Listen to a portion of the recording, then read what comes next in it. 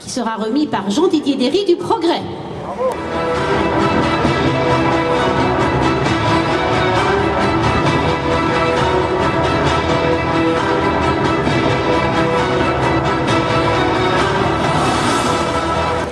Alors Jean-Didier, on est ravis de cette soirée, ça se passe bien pour vous? Écoutez, ça a l'air d'être plutôt bien, c'est très très bon, tout se passe très bien.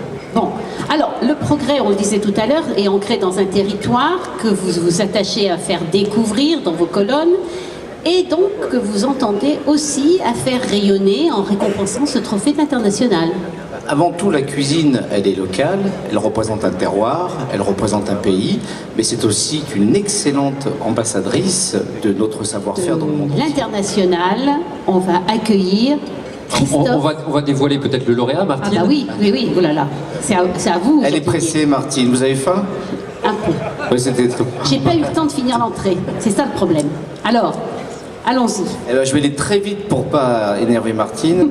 Le trophée donc est décerné à Christophe Marguin, président des Toques Blanches lyonnaises.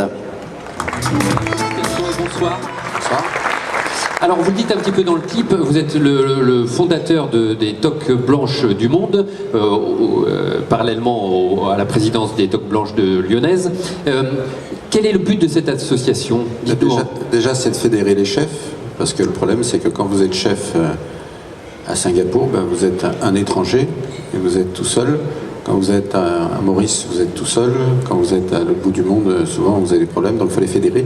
Et puis il fallait fédérer pour les produits. Il fallait fédérer pour que les chefs puissent communiquer ensemble et qu'ils puissent avoir le maximum de renseignements quand ils arrivaient dans une région, que les gens puissent les aider à importer des pays et si possible des produits de France. Donc autrement dit, vous parcourez le monde pour aller à la rencontre de ces chefs, pour créer justement ces échanges?